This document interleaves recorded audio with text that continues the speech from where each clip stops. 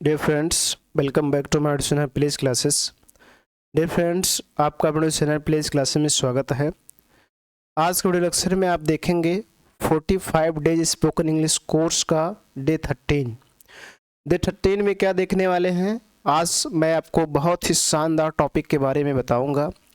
इसके पिछले video lecture में आपने देखा था हैज़ टू हैव टू का यूज़, किसी भी सेंटेंस में हैज़ टू और हैव टू का यूज़ कैसे करें। डियर फ्रेंड्स, आज के वीडियो लेक्चर डे 13 में देखेंगे हैड टू का यूज किसी सेंटेंस में कैसे करना है और कब करना है। ठीक, तो चलिए यहाँ पर देखिए, डे 13 है, ये 45 डेज स्पोकन इंग्लिश कोर्स का 13वां दिन है और इस 13वें दिन में आज आप सीखेंगे यूज ऑफ हैड टू, किसी भी सेंटेंस में हैड टू का यूज कैसे करेंगे।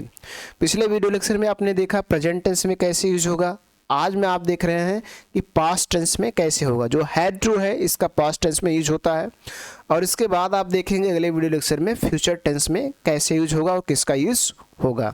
तो आज आप सीखने वाले पास्ट टेंस में, अर्थात पास्ट टेंस में और हैड टू का यूज कैसे करेंगे और कब करेंगे। ठीक, तो आइए पहले आपके सामने मैं इनके बारे में थोड़ा बात करता हूँ कि हैड टू होता क्या है, इसको कैसे आपको करना है।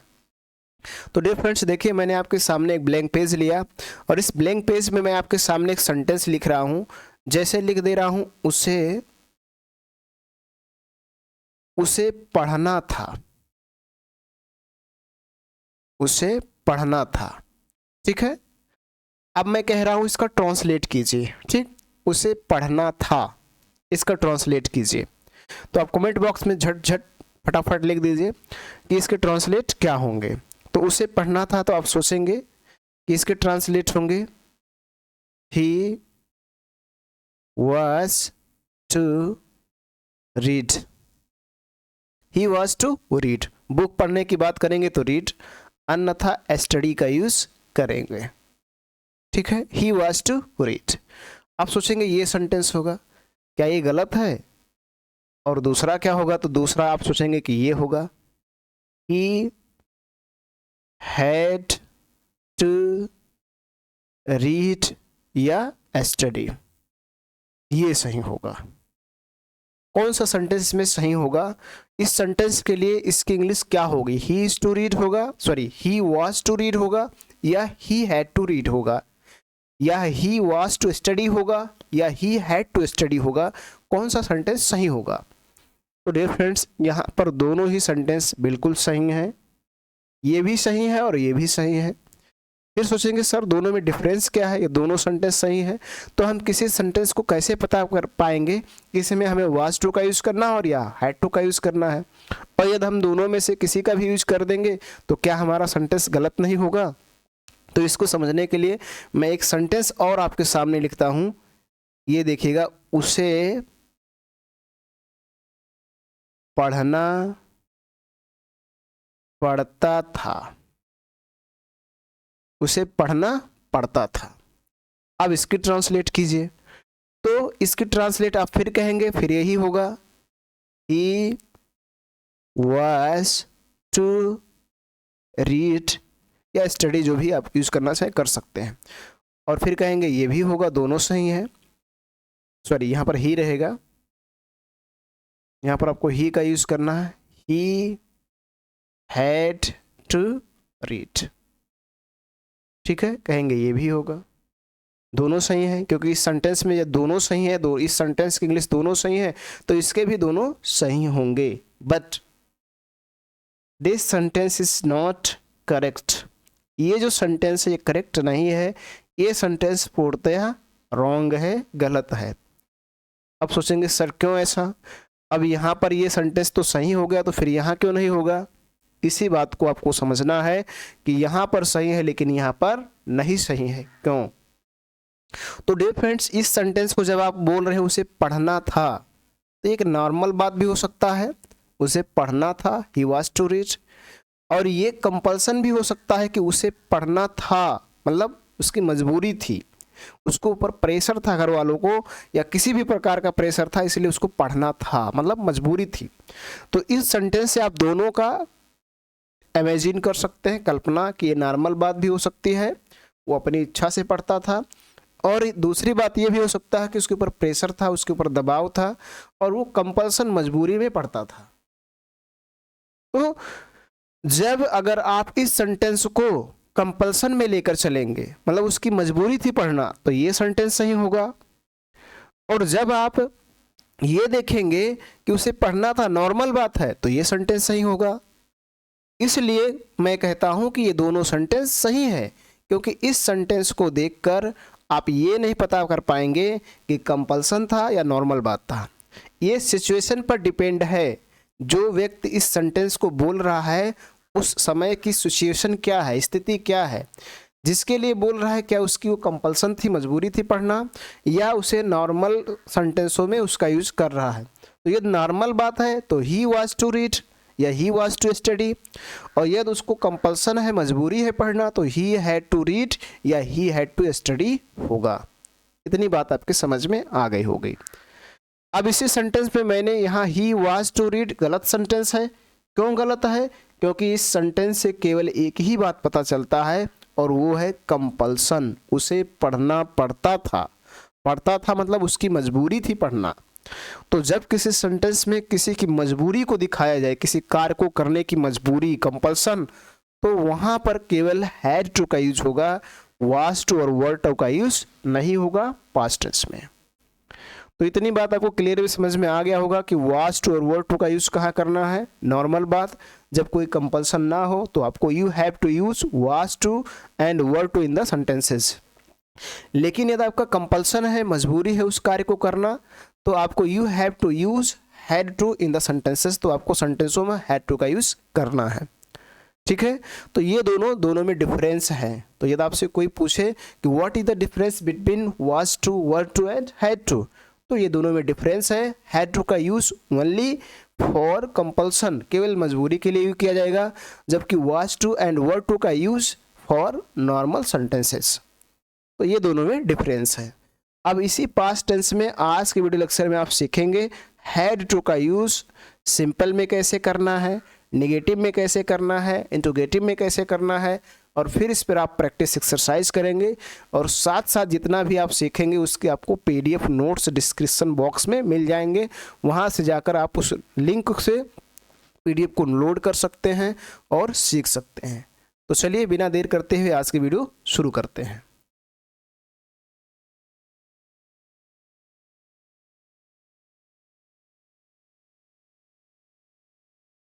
डियर फ्रेंड्स, देखेंगे आपके सामने स्क्रीन पर आ गया सिंपल सेंटेंस, क्योंकि हर सेंटेंस में सबसे पहले हमें सीखना पड़ता है सिंपल सेंटेंस। तो यहाँ पर देखिए लिखा हुआ है पास्ट टेंस, और पास्ट टेंस में आप यूज करेंगे हैड टू, और उसको पहचानेंगे कैसे कि ये पास्ट टेंस है। तो यहाँ पर नीचे आइए, देखिए पहचान भी लिखा है। जब अंत में मिले आपको था, थी, थे, तो पास्ट टेंस होगा। अगर था, थी ना मिले तो इसको देख लीजिए, पढ़ता था, पढ़ती थी, पढ़ते थे, पढ़ा, पढ़ी, पढ़े मिले तो आपका पास्ट टेंस होगा। पढ़ता था, पढ़ती थी, पढ़ते थे, पढ़ा, पढ़ी, पढ़े, था, थी, थे, अंत में आए आपका पास्ट टेंस होगा। और उसमें आपको यूज करना है हैड टू। क्या यूज करना है? Had to. और हैड टू का यूज ऑल सब्जेक्ट्स, सभी सब्जेक्ट के साथ होगा, चाहे वो सिंगुलर हो या प्लूरल हो। चलिए इसको एग्जाम्पल के माध्यम से समझते हैं। तो पहला सेंटेंस आपके सामने, ललिता को पढ़ना पड़ता था। अब देखिए इसके अंत में आया पढ़ता था, लेकिन इसमें एक बात और समझना है, पढ़ता तो आया है लेकिन जो इसमें क्रिया आया है उसके अंत में ना जुड़ा है। देखिए ना, तो क्रिया में ना जुड़ा रहे या ने जुड़ा रहे। नी कभी कभार आता है, अन्यथा आपको ज़्यादातर ना मिलेगा, और ने कहीं एक आध सेंटेंसों में मिलेंगे। तो क्रिया में ना या नी या ने मिले, फिर अंत में पढ़ता था, पढ़ती थी, पढ़ते थे, पढ़ा, पढ़ी, पढ़े, था, थी आए, तो आपका पास्ट टेंस होगा। उसमें हैड टू का यूज होगा। हैड टू का यूज सभी सब्जेक्ट के साथ होगा, चाहे वो सिंगुलर हो या प्लूरल। तो this is very simple topic, ये बहुत ही सरल टॉपिक है। और हैड टू का यूज आप किसी भी सेंटेंस में आसानी से आंख मूंद कर सकते हैं, क्योंकि यहाँ पर सिंगुलर प्लूरल का कन्फ्यूजन खत्म है। अब चलिए सबसे पहले यहाँ पर इस स्ट्रक्चर को समझ लीजिए। तो ये स्ट्रक्चर क्या कह रहा है कि सबसे पहले आप सब्जेक्ट लिखो, फिर हैड लिखो, फिर टू लिखो, फिर V1 लिखो, फिर ऑब्जेक्ट। तो सब्जेक्ट क्या है? ललिता, तो यहाँ लिख दीजिए ललिता। ठीक है, अब आपको बढ़ जाना, आगे लगाना हैड टू, सोचना समझना है नहीं, हैड टू। उसके बाद पढ़ना, पढ़ना का इंग्लिश होता है स्टडी, बुक पढ़ने की बात होगी तो रीड का यूज करेंगे। Lalita had to study, Lalita को पढ़ना पड़ता था, ये कंपल्सन है। दूसरे को देखिए, उसे ताजमहल देखना पड़ा, ये भी कंपल्सन है, तो उसे की इंग्लिश होगा ही। और मैंने कहा सभी के साथ लगाओ हैड टू, और देखना देखना का इंग्लिश सी, ताजमहल तो द ताजमहल, ठीक है, द ताजमहल। अगला देखिए, रमण, सॉरी यहाँ रमण लिख दिया गया, रमन रहेगा, रमन को परीक्षा देनी पड़ी, तो रमन किसी का नाम है तो नाम लिख दीजिए, चाहे नाम हो या कुछ भी, आपको सोचना समझना है नहीं, हैड टू लगाना है, रमन हैड टू।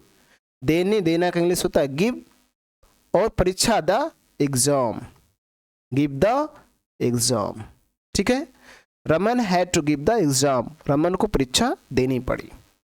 चलिए अगले सेंटेंस को देख लीजिए, तो अगला सेंटेंस है मुझे उससे बोलना पड़ा, तो मुझे की इंग्लिश आए, अब लगाएंगे हैड टू, क्योंकि पड़ा पड़ी पड़े मिल रहा है, फिर बोलना बोलना का इंग्लिश होता है स्पीक, और उससे तो विद हिम, विद हिम, फिर फुल स्टॉप। अगला इसी प्रकार से देखिए, लड़के को डांट खानी पड़ती थी, लड़के को डांट खानी पड़ती थी, तो सबसे पहले लिख दीजिए बॉयज, लेकिन यहाँ पर पड़ती थी एक ही बात है, तो बॉय का यूज करेंगे बॉय, उसके बाद had to, boy sorry boy had to, उसके बाद डांट खानी पड़ती थी, तो लिखेंगे क्या स्कॉल्ड, फिर full stop, boy had to scold, लड़कों को डांट खानी पड़ती थी। तो इस तरह से आपको करना है, वेरी सिंपल, बहुत ही आसान है। आप आसानी से सब्जेक्ट बोल दीजिए, हैड टू बोल दीजिए, V1 बोल दीजिए, जो बचे उसको बोल दीजिए, आपका सेंटेंस कंप्लीट। अब चलिए इसके अगले सेंटेंस की तरफ बढ़ते हैं। तो आपके सामने अगला सेंटेंस है नेगेटिव सेंटेंस। नेगेटिव सेंटेंस को समझना है, नेगेटिव सेंटेंस में नहीं शब्द का होना अनिवार्य है। सभी सेंटेंसों में देखिए नहीं शब्द है। आप हर सेंटेंस को चेक कर सकते हैं। रमा को जेल में जाना पड़ा, सॉरी इसमें नहीं सब छूट गया है, तो यहाँ पर रमा को जेल में नहीं जाना पड़ा लिख लीजिए, यहाँ पर नहीं, ठीक है। उसे मेरे घर नहीं आना पड़ा, देखिए नहीं शब्द है। हमें हॉकी नहीं खेलनी पड़ी, नहीं शब्द है। मुझे काम नहीं करना पड़ा, नहीं शब्द है। लक्ष्मी को रोना नहीं पड़ा, नहीं शब्द है। तो सभी में नहीं शब्द है, तब नेगेटिव सेंटेंस होगा। अब नेगेटिव सेंटेंस होगा तो इस स्ट्रक्चर को समझना है। इस स्ट्रक्चर के अनुसार सब्जेक्ट, उसके बाद डिड, जैसे आप हैड टू का यूज सभी के साथ करते थे वैसे डिड का भी सभी के साथ करेंगे, चाहे सिंगुलर हो या प्लूरल। फिर नॉट लगाएंगे, फिर हैव टू लगाएंगे। अभी सोचेंगे कि सर इसमें तो हम हैड टू पढ़ रहे हैं, हैव टू कहाँ से आ गया। तो डियर फ्रेंड्स, आपको याद रखना है कि जब आप उसका नेगेटिव और इंट्रोगेटिव सेंटेंस का ट्रांसलेट करेंगे तो उसमें आपका हेल्पिंग वर्ब लिया जाएगा डिड, क्या लगेगा डिड, और उसमें हैव टू का यूज किया जाएगा। डिड आपको टेंस को बताएगा और हैव टू हैड के फॉर्म है उसका यूज करना है। उसके बाद V1 लगाना है, फिर ऑब्जेक्ट। जैसे रमा को जेल नहीं जाना पड़ा, तो सबसे पहले सब्जेक्ट लिख दीजिए रमा, ठीक है। उसके बाद डिड लगाना है सभी के साथ, चाहे सिंगुलर हो प्लूरल। फिर नॉट लगाना है, फिर हैव लगाना है, फिर टू लगाना है। Rama did not have to. अब जाना, जाना का इंग्लिश होता है गो। जेल तो in the jail, in the jail, ठीक है। Rama did not have to go in the jail, Rama को जेल नहीं जाना पड़ा। दूसरा समझिए उसे, तो उसे इंग्लिश होगा ही। लगाएंगे डिड, सभी के साथ डिड लगेगा तो डिड लगा देंगे, फिर नॉट, फिर हैव, फिर टू। आना, आना का इंग्लिश होता है कम। और मेरे घर तो माय हाउस, उसे मेरे घर नहीं आना पड़ा, he did not have to come my house. इसी प्रकार से तीसरे को समझिए, हमें हॉकी नहीं खेलनी पड़ी, तो हमें एक इंग्लिश वी होगा। सभी के साथ लगाना है डिड, फिर लगाना है नॉट, फिर लगाना है have, we did not have. उसके बाद टू लगाना है, खेलना, खेलना का इंग्लिश होता है प्ले, और उसके बाद हॉकी, फिर full stop. We did not have to play hockey, हमें हॉकी नहीं खेलनी पड़ी। इसी प्रकार से अगले देखिए, मुझे काम नहीं करना पड़ा, तो मुझे इंग्लिश होगा आई। उसके बाद लगाएंगे डिड, उसके बाद लगाएंगे नॉट, उसके बाद लगाएंगे हैव टू। और करना करना का काम करना का इंग्लिश होता है work. I did not have to work, मुझे काम नहीं करना पड़ा। इसी प्रकार से पांचवा देख लीजिए, लक्ष्मी को रोना नहीं पड़ा। लक्ष्मी किसी का नाम है तो लिख दीजिए लक्ष्मी, ठीक है, लक्ष्मी। उसके बाद डिड लगाएंगे, फिर नॉट लगाएंगे, फिर हैव लगाएंगे, फिर टू लगाएंगे, फिर रोना, रोना का इंग्लिश होता है क्राई। ये लक्ष्मी को आप ऐसे भी लिख सकते हैं LAKSHMI, ऐसा भी लिख सकते हैं और ऐसा भी लिख सकते हैं, कोई दिक्कत नहीं है, दोनों दोनों वर्ड सही हैं। तो Lakshmi did not have to cry, Lakshmi को नहीं रोना पड़ा। तो इस तरह से आप सब्जेक्ट बोलिए, डिड लगाइए सभी के साथ, फिर नॉट, फिर हैव टू, फिर V1, फिर ऑब्जेक्ट। इस तरह से आप नेगेटिव सेंटेंस का ट्रांस आसानी से कर सकते हैं।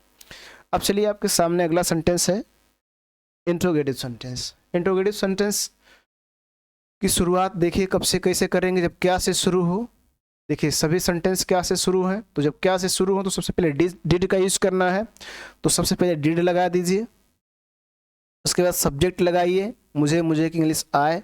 उसके बाद हैव लगाइए, फिर टू लगाइए, फिर V1 लगाइए। बनाना, बनाना का इंग्लिश यहाँ खाना बनाने की बात होगी तो कुक या प्रिपेयर का यूज करेंगे।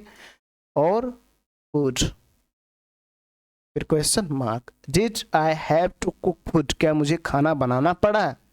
अगला भी देखिए, डिड सभी में लगाएंगे तो शुरू में क्या होगा डिड, उसके बाद शिवम नाम है तो शिवम लिख देंगे, डिड शिवम। उसके बाद लगाएंगे हैव, उसके बाद लगाएंगे टू। बेचना, बेचना का इंग्लिश होता है सेल। और चाय, तो चाय की इंग्लिश टी। फिर question mark, did Shivam have to sell tea, क्या शिवम को चाय बेचनी पड़ी। तीसरा, क्या अंकित को दुकान पर जाना पड़ा, तो सबसे पहले डिड का यूज करेंगे, फिर अंकित किसी का नाम है लिख देंगे, फिर हैव लगाएंगे, फिर टू लगाएंगे, फिर जाना, जाना का इंग्लिश गो, दुकान पर एट द शॉप, शॉप। फिर क्वेश्चन मार्क, सभी में डिड सबसे पहले डिड लगाइए, सब्जेक्ट उसे की इंग्लिश ही, फिर इसके बाद हैव लगाइए, फिर टू लगाइए, फिर भागना का इंग्लिश रन फ्रॉम देयर। फिर क्वेश्चन मार्क, इसी प्रकार से क्या बच्चे को रोना पड़ा, तो सबसे पहले डिड लगाइए, फिर दाल चाइल्ड लिख दीजिए, फिर हैव लगाइए, फिर टू लगाइए, फिर रोना, रोना का इंग्लिश क्राई, फिर क्वेश्चन मार्क। तो इस तरह से डिड, फिर सब्जेक्ट, फिर हैव टू, फिर V1, फिर ऑब्जेक्ट। यदि इसमें नहीं शब्द आ जाए तो सब्जेक्ट के तुरंत बाद नॉट, फिर हैव टू का यूज करना है, ये बात आपको याद रखना है, ठीक। तो मैं उम्मीद करता हूं कि आपको इंट्रोगेटिव सेंटेंस भी समझ में आ गया होगा। अब चलिए इंट्रोगेटिव सेंटेंस के दूसरे टाइप्स को देख लीजिए। दूसरा टाइप्स, जब शुरुआत क्या से ना हो। देखिए किसी भी सेंटेंस के शुरू में क्या नहीं है और ये सभी इंट्रोगेटिव सेंटेंस। रामू को फल क्यों तोड़ने पड़े, उसे अस्पताल कब जाना पड़ा, हमें फिल्म कब देखनी पड़ी, शिवा को नौकरी क्यों छोड़नी पड़ी, तुम्हें कैसे भागना पड़ा, ठीक है। तो सभी में क्यों, कहाँ, कब, कितना, कितनी, इसी वर्ड का यूज है और ये इंट्रोगेटिव सेंटेंस है। तो सबसे पहले इन्हीं वर्ड की इंग्लिश आपको लिखना है, क्वेश्चन वर्ड। क्यों की इंग्लिश, सबसे पहले क्यों की इंग्लिश वाई, उसके बाद डिड सभी के साथ चाहे सिंगुलर हो या प्लूरल, फिर सब्जेक्ट रामू, ठीक है। उसके बाद हैव, उसके बाद टू, उसके बाद तोड़ना, तो फूल तोड़ने की बात होगी तो प्लग का यूज करेंगे, द फ्लावर्स, द फ्लावर्स, ठीक है।